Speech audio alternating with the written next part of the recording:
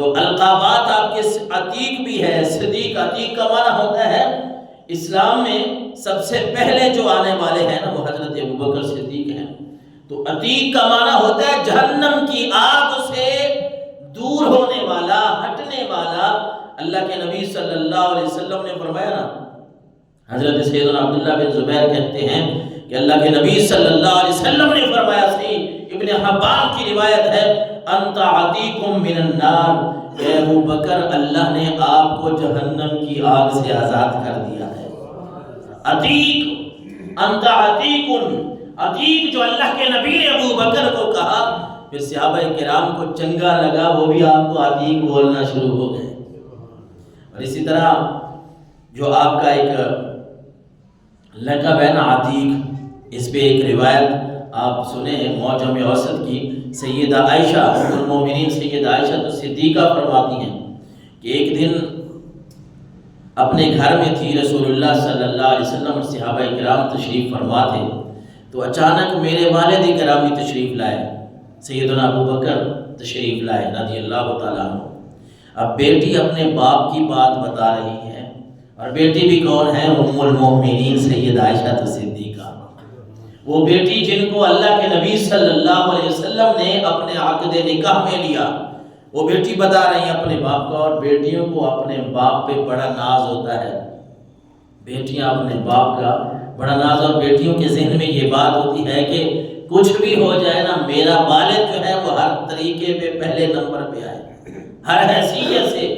تو حضرت سیدہ عائشہ صدیقہ فرماتی ہیں کہ میرے والد جب آئے تو میں نے حضور صلی اللہ علیہ وسلم نے دیکھ کر فرمایا، میں بھی اس انتظار میں تھی کہ میرے والد محترم آئے ہیں، اب آقا کریم علیہ السلام ان کے لیے کیا فرماتے ہیں؟ سیدہ عائشہ صدیقہ رضی اللہ تعالی عنہ ام المومنین فرماتے ہیں، اللہ کے نبی نے جو ہی میرے بابا جان کو دیکھا نا، فرمایا من اراد ان ينظر الى عتیق من النار فلینظر الى ابی بکر، جس نے بھی دوزخ سے آزاد، یا یوں کہہ لیں کہ جس نے بھی جنتی آدمی کو دیکھنا ہے وہ ابو بکر کو دیکھ لے، جس نے بھی جنتی آدمی کو دیکھنا ہے وہ ابو بکر کو دیکھ لے۔ اور بیٹی کے سامنے جب تاجدار کائنات نے کسی باپ کے لیے یہ کہا ہوگا تو بیٹی کی قسمت اور بیٹی کے ناز کا اندازہ آپ لگا لیں، کیا اندازہ ہو سکتا ہے۔ ہم اس کو الفاظ میں بیان نہیں کر سکتے کہ اس وقت بیٹی کی خوشی کتنی ہوگی۔ اور ایک لقب آپ کا صدیق بھی ہے، صدیق کا معنی ہوتا ہے سچا۔ رسول اللہ صلی اللہ علیہ وسلم کو فرماتے ہوئے صحابہ کرام نے یہ سنا، یا ابا بکر ان اللہ قد سماک صدیق، اے ابو بکر اللہ تبارک و تعالی نے آپ کا نام صدیق رکھ دیا ہے۔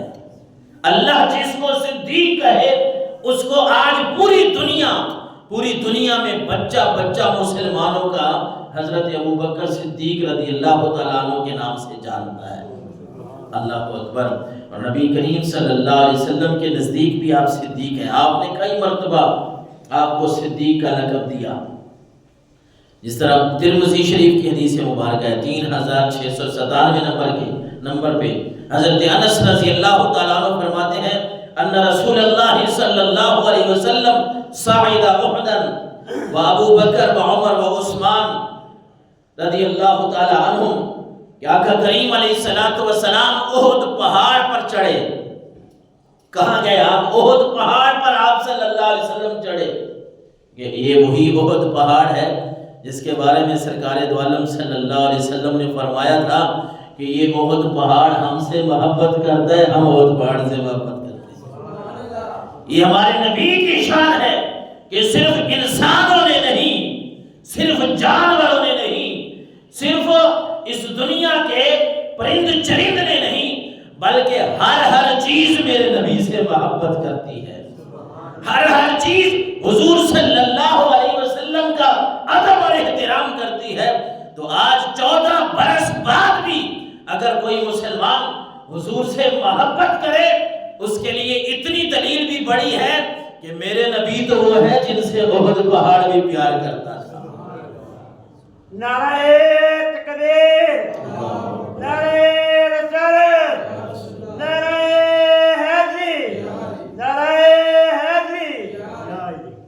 سرکار دو عالم صلی اللہ علیہ وسلم احد پہاڑ کے اوپر تشریف لے گئے. ساتھ حضرت ابوبکر ہیں، عمر ہیں، حضرت عثمان غنی رضی اللہ تعالیٰ عنہ ہیں.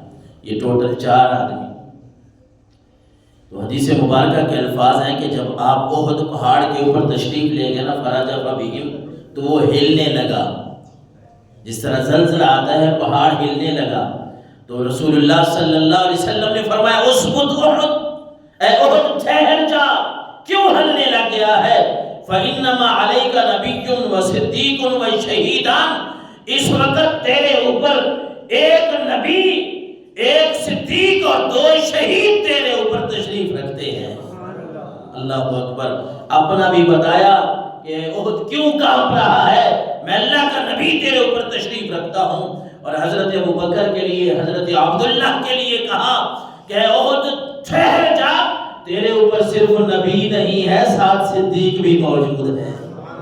اور صرف صدیق نہیں ہے، میرے نبی صلی اللہ علیہ وسلم کو جو اللہ نے اپنی عطا سے علم دیا تھا، اپنی عطا سے علم دیا تھا. ہمارا یہ عقیدہ اور ایمان ہے اس بات کو سمجھنے کہ ہمارے آقا و مولا صلی اللہ علیہ وسلم کے پاس جتنا علم ہے نا، ساری دنیا کے لیے ہی کہتا ہے، لیکن میں نبی کی بات کر رہا ہوں.